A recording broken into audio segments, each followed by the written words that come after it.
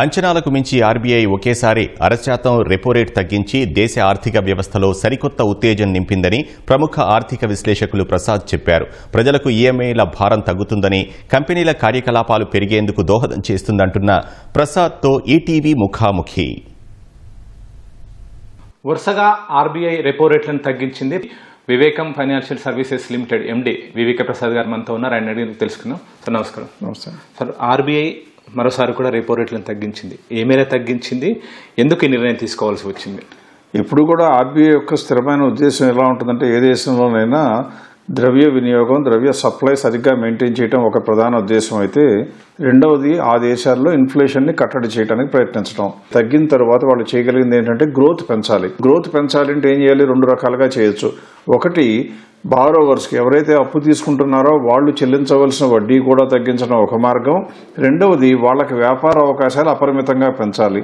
వ్యాపార అవకాశాలు పెంచాలి అంటే ఏం చేయాలి? వాళ్ళకి ద్రవ్యం కనుక అందుబాటులోకి తీసుకొచ్చి తక్కువ వడ్డీ రేట్లకి ఎక్కువ అమౌంట్లు కనుక వడ్డీకి దొరికేటట్లయితే అప్పుడు రెట్టించిన ఉత్సాహంతో ప్రైవేట్ సెక్టర్ కూడా పబ్లిక్ సెక్టర్తో పోటీ పడి కొత్తగా క్యాపిటల్ ఎక్స్పెండిచర్ పెట్టి జీడీపీని పరిగెత్తించడానికి అవకాశం ఉంటుంది. అంటే వడ్డీ రేటు తగ్గిస్తే అందరూ అనుకున్నట్లుగా ఆర్బీఐకో బ్యాంకులకో నష్టం అనుకుంటారు, కానీ దేశానికి విపరీతమైన లాభం. దానికి కారణం క్యాపిటల్ అనేది తన సరసమైన ధరలు అందుబాటులోకి వస్తుంది. కాబట్టి ఇవాళ చేసినటువంటి 50 basis points అంటే కరెక్ట్గా చెప్పాలంటే 0.5% అంటాం. ఈ 0.5% అనేది ఒక రకంగా surprise on the positive side. వాళ్ళు చేసింది రెండు చర్యలు.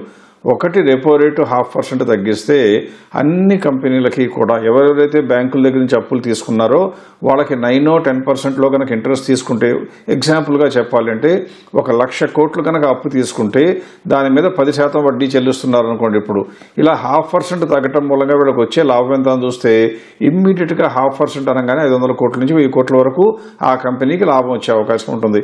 ఆర్బీఐ గత 2 సార్లు కూడా 25 basis points తగ్గిస్తూ వచ్చింది. 2 సార్లు ఆ విధంగా ప్రకటించింది. ఈసారి 50 points తగ్గించింది. రెండు రకాలుగా ఉంటుందండి. ఒకటి, ఆల్రెడీ అప్పు తీసుకున్న వాళ్ళకి వడ్డీ రేటు తగ్గి వస్తుంది కాబట్టి వాళ్ళకి ఖర్చులు మిగులుతాయి, అంటే కంపెనీలకు లాభాలు పెరుగుతాయి.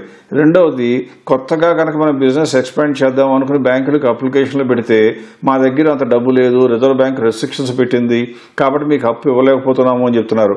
అందుకని ఆ మాట చెప్పడానికి అవకాశం లేకుండా బ్యాంకింగ్ సిస్టంలోకి మా దగ్గర మీరు అంత డబ్బు దాయక్కర్లేదు, ఆ 2,50,000 కోట్లు కూడా మీరే లెండ్ చేసుకోండి అని బ్యాంకులకు ఇచ్చేసింది. అంటే బ్యాంకులకి వడ్డీ రేట్లు ఇప్పుడు వరకు 4%, 5% ఆర్బీఐ దగ్గర దాచుకున్న డబ్బులు తీసుకోవడానికి అవకాశం 2,50,000 కోట్లు వచ్చింది.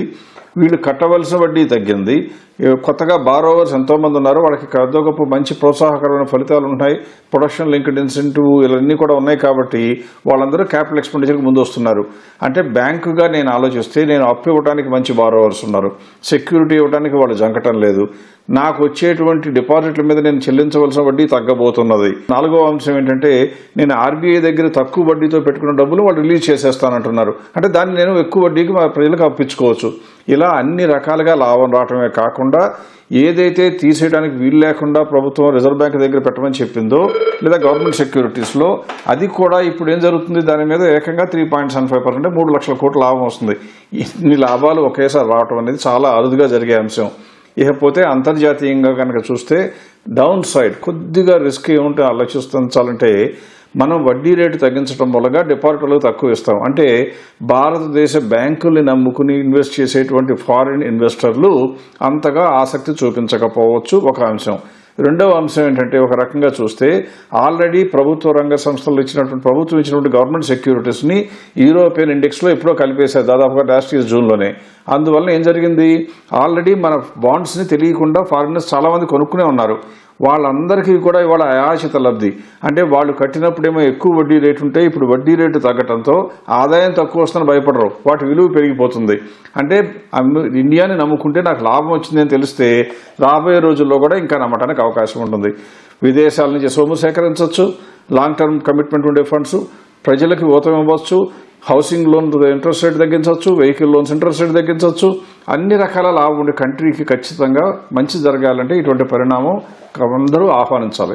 సరే, ఓకే సార్. ఇప్పుడు ఒకవేళ నేనే అనుకోండి, ఒకవేళ హోమ్ లోన్ తీసుకున్నాను, ఇప్పుడు ఏ బేసిస్ పాయింట్ తగ్గాయి, నేను బ్యాంకును ఏ విధంగా సంప్రదించాల్సి ఉంటుంది? ఆటోమేటిక్గా నా లోన్ భర్మీకి సంబంధించి ఈఎంఐల తగ్గుతుందా, లేకపోతే వడ్డీ రేటు ప్రస్తుతం ఈఎంఐలో తగ్గించే విధంగా చూడాలి? దానికి సంబంధించిన సౌలభ్యాలు ఏ విధంగా ఉంటాయి? అంటే ఇప్పుడు సౌలభ్యాలు రెండు రకాలుగా ఉంటాయి. బ్యాంకుల్లో మనం లోన్ తీసుకునేటప్పుడు మనకి రెండు రకాల ఫెసిలిటీస్ లేదా అవకాశాలు ఇస్తారు. మీరు ఫిక్స్డ్ రేట్ కావాలా, ఫ్లోటింగ్ రేట్ కావాలా అంటారు. అంటే మీరు తప్పు చేసి అయినా కూడా నాకు లాభం రావాలని కోరుకోవటం పొరపాటంశం. కాబట్టి మీరు కనుక అతి తెలివితో అంతకుముందు ఇంకా ఇంట్రెస్ట్ రేట్లు పెరిగిపోతాయేమో కాబట్టి పెంచకుండా ఉండాలి అని ఫిక్స్డ్ రేటు ప్రకారం సైన్ చేసి కనుక లోన్ తీసుకుంటే మీకు వచ్చే లాభం 0, ఏమీ ఉపయోగం ఉండదు. అలా కాకుండా మీరు ఫ్లోటింగ్ రేట్లో కనుక తీసుకుని ఉన్నట్లయితే ఇలా జరిగినప్పుడు ప్రతి బ్యాంకు కూడా ఫ్లోటింగ్ రేటు ప్రకారం 3 నెలలకు ఒకసారి అడ్జస్ట్ చేస్తుంది. అంటే ఇవాళ రెపో రేటు తగ్గినా 2-3 నెలలు పట్టచ్చు, కానీ తగ్గుతుంది. తగ్గితే 90% ఆఫ్ ద బ్యాంక్స్ ఏం చేస్తాయంటే మీరు కట్టవలసిన ఈఎంఐ తగ్గించవు, కానీ మీరు కట్టవలసిన డ్యూరేషన్, అంటే మీరు ఇప్పటి నుంచి 7 నెలల 9 నెలలు 7 సంవత్సరాలు 9 నెలలు కట్టాలనుకున్న ఇన్స్టాల్మెంట్లు ఇలా తగ్గడం మూలంగా మీకు ఏమని చెప్తారంటే ఇంతే ఇన్స్టాల్మెంట్ కడుతూ పోండి, మీకు అలవాటు అయిపోయింది కాబట్టి, కానీ 7 సంవత్సరాల 9 నెలల బదులు 7 సంవత్సరాలు కడితే చాలు అని చెప్తారు. అంటే మీరు తిరిగి చెల్లించవలసిన భారం తగ్గుతుంది. దానితో మనకు ఉత్సాహం పెరిగి ఇంకా కొత్తగా కూడా ఇన్వెస్ట్మెంట్ చేయాలన్న ధైర్యం వస్తుంది. డిపాజిటర్స్ ఒకళ్ళు మాత్రం కొద్ది కోపం రావచ్చు, వాళ్ళకి మాత్రం రాబోయే రోజుల్లో అంటే 1 సంవత్సరం 2 సంవత్సరాల తర్వాత మళ్ళీ డిపాజిట్ రెన్యూ చేసేటప్పుడు మాత్రం వడ్డీ రేట్లు తగ్గుతాయి. అది ఇన్ఫ్లేషన్ తగ్గింది కాబట్టి వాళ్ళు సర్దుకుంటారు. సర్దుకోక తప్పనిసరి పరిస్థితి. వాళ్ళు ఒక్కళ్ళే కొద్దిగా డిసప్పాయింట్ అవుతారు, ఇంకెవ్వరూ డిసప్పాయింట్ అవ్వక్కర్లేదు. ఓకే సార్, ఆర్బీఐ తీసుకున్న సాహసోపేత నిర్ణయం వల్ల ఆర్థిక పరిస్థితికి ఎంతో ఊతమిస్తుందని, అంతర్జాతీయంగా అనిశ్చితి నెలకొన్నా కూడా ఆర్బీఐ ఈ నిర్ణయం తీసుకోవడం వల్ల భారత ఆర్థిక పరిస్థితి కూడా ఎంతో మెరుగవుతుందని చెప్పి కూడా వివికే ప్రసాద్ గారు చెప్తున్నారు.